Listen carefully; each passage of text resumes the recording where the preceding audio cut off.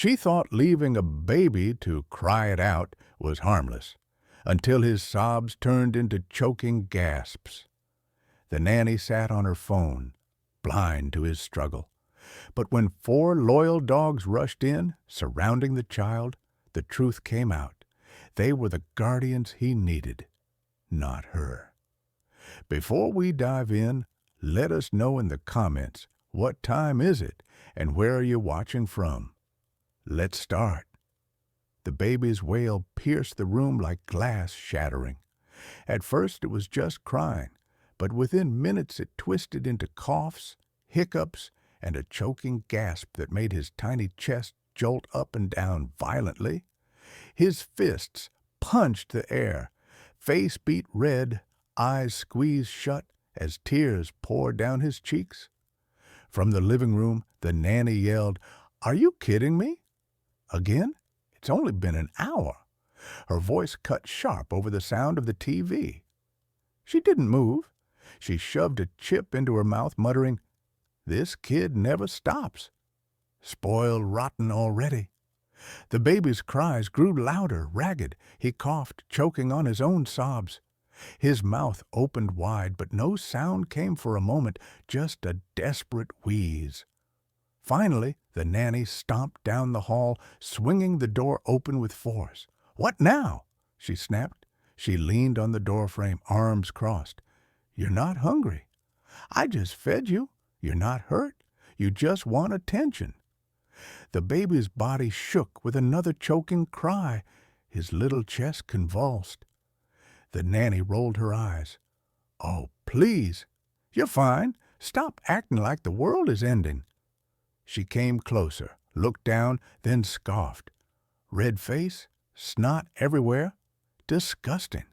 If I pick you up now, you'll just start again when I put you down. Forget it." The golden dog padded into the room, head low, ears perked. He let out a low, urgent whine, moving toward the baby's bed. "Not you, too," the nanny barked at the dog. "Get out. This isn't your business." But the baby gasped, coughed so hard his whole body jerked. The golden whined louder, pressing his nose against the blanket. Then came the terrier, nails scratching the floor as he bolted in, yapping sharply, jumping on the bed's edge. He licked the baby's damp cheek, desperate, nudging him to breathe. The baby hiccuped. A broken sob caught in his throat. "Seriously?" the nanny muttered. "You 4-legged idiots think you're doctors now?" The brown terrier circled, barking short bursts like an alarm. The black and white collie followed, planting himself firmly at the bed's foot. He let out a low growl, not at the baby, but at the nanny, eyes locked on her as if daring her to come closer. The baby's tiny hand latched onto the golden dog's ear, gripping tight. He coughed again, then let out a hiccuping sob, the sound less sharp than before. The dogs leaned closer, forming a wall of fur and warmth. The nanny groaned, "Unbelievable! You're all making it worse. He'll never stop if you keep crowding him like that. You think you're helping? Pathetic." The white terrier licked again at the baby's face, soft and careful, coaxing him out of another choke. The golden nudged his arm rhythmically, whining in sync with his shaky breaths. The collie's eyes stayed on the nanny, unblinking, protective. The baby's screams slowed to weak hiccups. His cheeks were still soaked, but his breathing evened just enough. His fist clutched at fur instead of empty air. "Finally," the nanny muttered. "See? He's settling down. I told you, let him cry it out." She backed toward the door, throwing one last glance. "You want dogs to raise you? Fine. They're better company than I am anyway." She left, the sound of her TV and phone laughter echoing through the hallway. In the nursery, the baby's sobs came softer now, interrupted by shaky breaths. Every time his body jerked, the dog shifted closer, one licking his hand, another brushing against his foot, another whining softly, another standing guard like a soldier. He wasn't comforted by the nanny's arms. He wasn't soothed by her words. She had offered nothing. But the dogs, ordinary family pets, were the ones keeping him alive in his storm of cries. The baby hiccuped one last time, eyes fluttering tiredly. His fingers refused to let go of the golden's fur. The collie's head lowered until it touched the side of the bed, his breath steady, protective. The nanny's laugh rang from the other room. Finally quiet. But it wasn't her who silenced him. It was them, the four who refused to leave. The golden whined again, softer now, his chin resting on the bed as the baby finally breathed steady. The four dogs circled him like sentinels, guarding what the nanny had abandoned. And in that silence the truth became clearer than ever. It wasn't her care that calmed him. It was theirs. The front door opened with a heavy thud. "We're home!" the mother called, balancing grocery bags on her hip. Her voice carried down the hallway. "Nora, how was he today?" The baby stirred at the sound, a weak whimper breaking from his throat. The golden dog perked his ears and whined. The white terrier barked sharply as if summoning someone at last.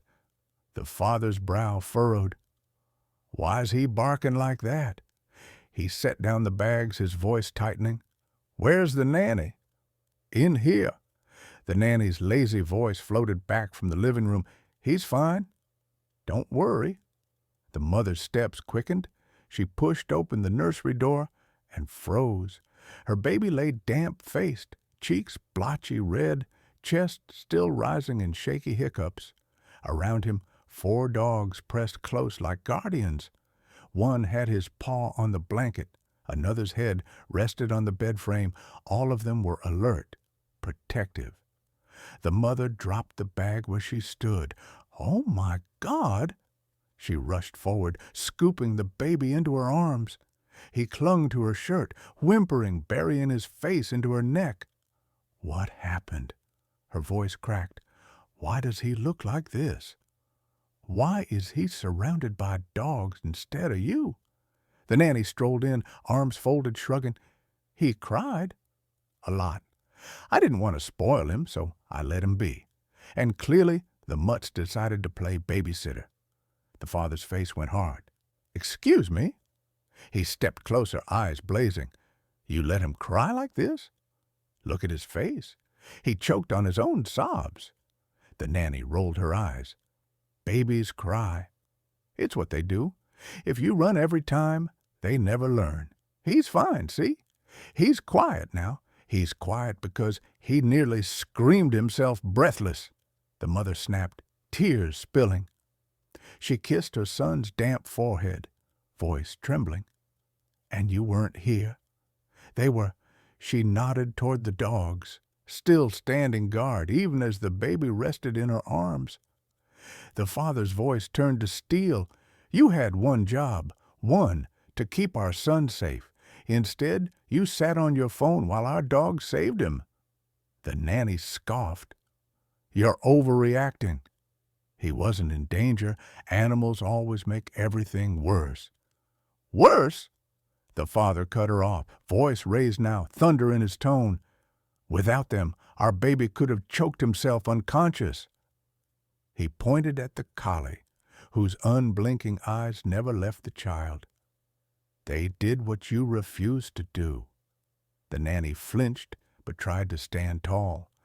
"So what? You're firing me over little crying." The mother's voice broke. "It wasn't a little crying. I left my baby in your care, and you abandoned him. He cried until he choked, until he couldn't breathe, and you didn't even hear him, because you didn't care." She clutched the baby tighter, sobbing openly now. "Do you know what it's like to walk in and see my child comforted by dogs because his nanny didn't even bother?" The golden dog whined, pawing gently at the air. The baby hiccuped, fingers brushing his mother's collarbone, calmer in her embrace, but still trembling. The father's jaw tightened. "Get out," he said coldly. "What?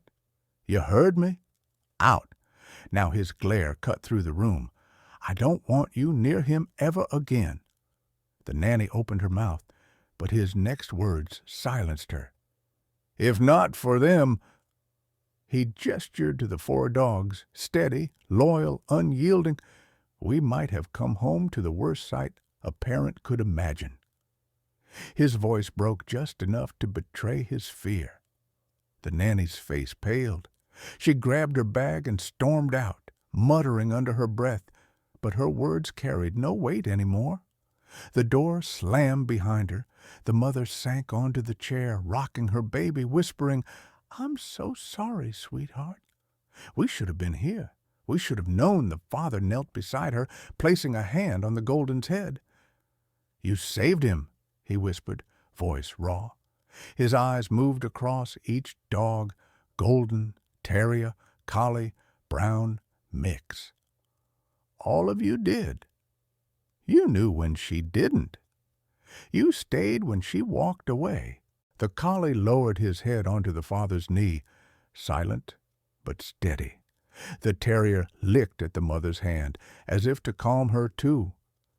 The baby let out one last hiccup, then buried his face deeper into his mother's neck, finally relaxing in the circle of family that had truly protected him. For the parents, the truth was searing. They had trusted the wrong person. But for the dogs, it didn't matter. They hadn't thought twice. Loyalty was instinct. Protection was love. That night, when the baby finally drifted to sleep safely in his crib, the dogs lay around him on the floor like sentinels. No one asked them to. They just knew. And for the parents, that image burned deeper than anything the nanny ever could have given them. 4 guardians watching over what mattered most. What would you have done if you were the parents? Comment your thoughts below. Hit like if the dogs are the real heroes, and don't forget to subscribe for more powerful, true-to-life stories. Tell us where you're watching from.